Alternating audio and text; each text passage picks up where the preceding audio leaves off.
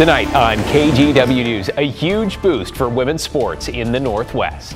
They're going to have the best fans, the best atmosphere, and we're ready for you. 2026. With Rip City now set to be the home of 2 pro basketball teams. Also tonight, where did all the Swifts go?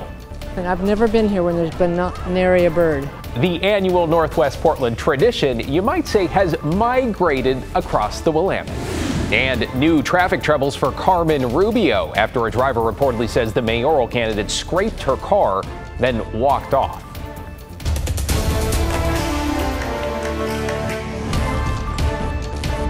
This is a dream come true, and I can't wait to go to every single game. Portland, we've needed this, you know what I mean? Yes, we did, and we begin tonight with the upbeat headline some Portlanders have been hoping for decades because it is official. The WNBA is returning to the Rose City. Thanks so much for joining us. I'm David Mulco. That announcement thrilling fans, businesses, and community leaders in a city and state that in many ways has become a hub for women's sports. Orlando Sanchez here to kick things off. Exciting news, and fair to say, it is about time. Absolutely, years in the making. This is the House of Hoops. This city loves basketball, and here we are. The dream to bring a WNBA franchise back to Portland became a reality. Community leaders, decision makers, and politicians filled the Moda Center today to announce the return of the WNBA to the Rose City and celebrate a historic day in Portland sports. A W for PDX. Rip City is now a WNBA city. It's official. Today, I am honored to officially announce that we have awarded Portland the 15th WNBA franchise.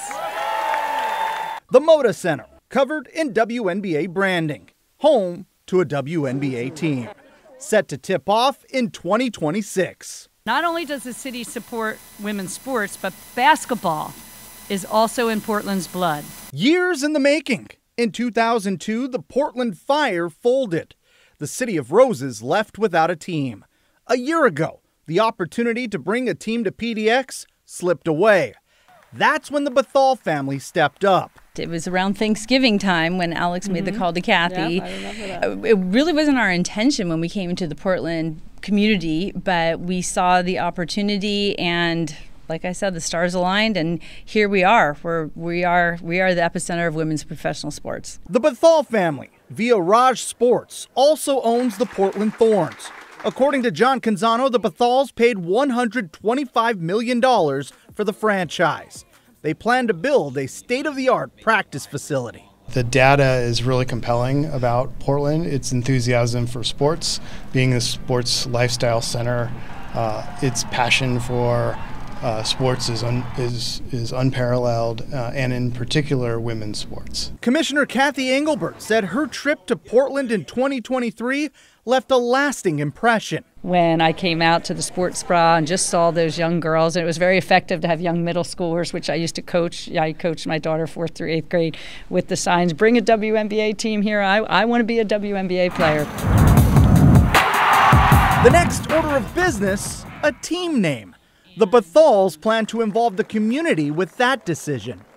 Oh, that seems like a good strategy. The 15th team in the league here, and also setting up a bit of a Northwest rivalry here, right? Yeah, I asked the commissioner about that. Did that play into the decision? She said no, but it is nice to have that rivalry again with Seattle, and I know fans here love that. Yeah, and kicking off, what is it, 2026? So not next season, but the season after. Enough. 2 years away. I know you heard people already counting down. Thanks so much. Hey, while Orlando was digging into those details, we stopped by a block party this evening outside Moda, organized in part by the team at the Sports Bra, and everyone there was feeling the excitement. We're starting to see a trajectory of women's sports booming, absolutely booming, and everybody knows that the W needs to expand. We have so many wonderful players that aren't getting to be put on teams. I'm a huge W fan since I was a little kid, so this is a dream come true, and I can't wait to go to every single game that I can go to. Literally every game. We're going to every single game, 100%. I love this enthusiasm. Meanwhile, the CEO of advocacy organization Sport Portland says he hopes it's only the start of more big leagues landing in the Rose City. How about that? We'll stay with KGW for continuing coverage as the WNBA returns to Portland, including when the team announces its name and logo. Look for the very latest on air online at KGW.com and streaming, of course, on KGW+.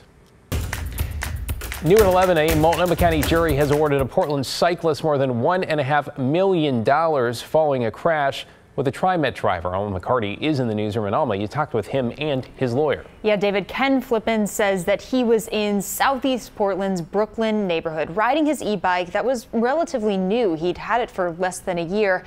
That's when the driver of a TriMet SUV hit him in a crosswalk.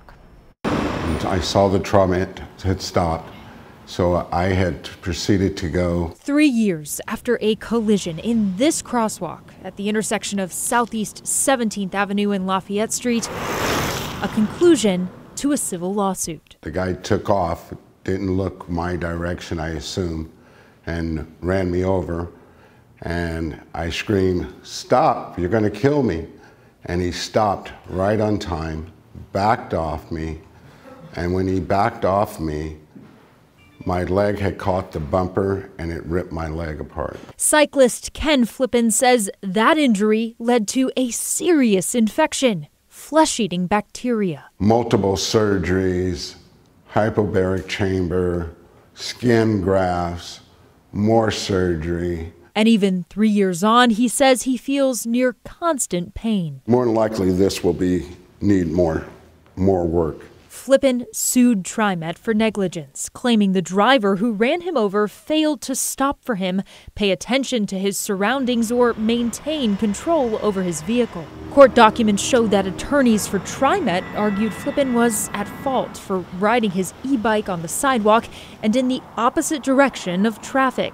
Both of which were true, but attorney Greg Kafori says TriMet initially claimed it was Flippin that ran into the SUV, not the other way around. We were able to show that where they drew him on their diagrams was fake.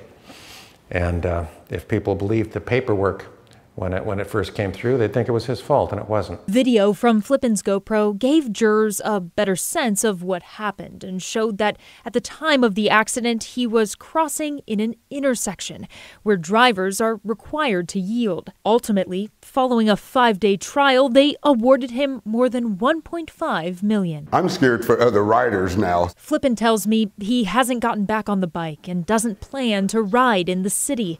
But the experience has changed his driving habits. You look twice, you know? I do. I'm not so much in a hurry when I should be in a hurry, you know, when it comes to driving. So my driver awareness have been heightened. We asked TriMet for a statement, and a spokesperson wrote back saying that they are withholding one right now and that they are still evaluating the case. David? Thank you, Alma. Appreciate that update. Well, now to new controversy surrounding Portland City Commissioner and mayoral candidate Carmen Rubio. You may remember last week the Oregonian reported on how she racked up some 150 parking and traffic violations over 20 years, and her driver's license had been suspended 6 times. In response to that story, Rubio told us she learned some hard lessons. Well, now it appears the commissioner has new traffic troubles. Here is the headline on the Oregonian this evening. Portland mayoral hopeful Carmen Rubio dogged by driving record, damages parked Tesla, then walks away. According to the paper, Rubio scraped the bumper while parking her SUV last Friday, then was recorded on video very briefly checking for damage and then walking away. The Oregonian reporting the owner of the Tesla turned up a short time later, spotted a scrape to the bumper and wheel rim, she says, and left a note on Rubio's dash. So long story short, the two reportedly talked on the phone and Rubio then apologized, though here's where it gets a little more murky. Apparently there was some back and forth over whether Rubio would pay the Tesla owner directly or go through insurance. And by then, the Tesla owner had done some Googling and knew Rubio was an elected official and about her vehicle history. The story from last week. In a statement tonight, Rubio told us in part, quote, she, meaning the Tesla owner, went on at length about the kind of person she believed me to be and indicated again that people should know the kind of person I am, end quote. Rubio went on to say the driver implied she would go to the media. Rubio says she was concerned she was being exploited. Now appears the matter is being handled via Rubio's insurance. KGW is working to contact that Tesla owner and has asked the Rubio campaign for an on-camera interview. Developing this evening, a Southeast Portland man is now under arrest after police say he kidnapped a developmentally delayed woman from a group home, rather near a group home for vulnerable adults. This was Monday morning in the Palhurst-Gilbert neighborhood. Authorities say they used the victim's phone to find her about 20 minutes later and say it appears she had been sexually assaulted. Witnesses helped authorities track down the suspect, naming him as 68-year-old Robert Joseph Bryant. Bryant's been charged with kidnapping, sex abuse, and attempted assault, among other charges. In our homeless crisis, a Multnomah County commissioner is floating a potential ordinance that would restrict homeless camping in some spots. Julia Brim-Edwards wants to create a uniform response to homelessness, and that means trying to be consistent with restrictions that are already in place in cities like Portland and Gresham. Right now, the county doesn't have any rules on the books. So if you're an unincorporated Multnomah County, or you're, for example, on Multnomah County property on the bridgehead of the Hawthorne Bridge, there aren't any restrictions. Why not focus on helping people get into places instead of banning it? It's really hard for people, man. I feel bad for a lot of people. Commissioner Brim-Edwards stressing punishing people for camping should be a last resort. The plan could be presented to the full commission as soon as next month. New tonight, a Live Nation concert venue in Portland's Central East Side is now one step closer to becoming a reality. Prosper Portland, the city's economic development agency, has voted to sell a plot of land near Southeast Salmon and Water to developers. They plan to build a venue that can hold up to 3,500 people, one that would be operated by Live Nation. The venue of that size, developers say, would fill a gap in the city, but opponents worry Live Nation will be bad for local artists. The question today is, does the construction and operation of a Live Nation venue in the city of Portland demonstrate a clear public benefit? The answer is simply no. Their responsibility is to shareholders, states and oceans away. Our public benefit is not their objective. And the Central City need wins, and we need investments.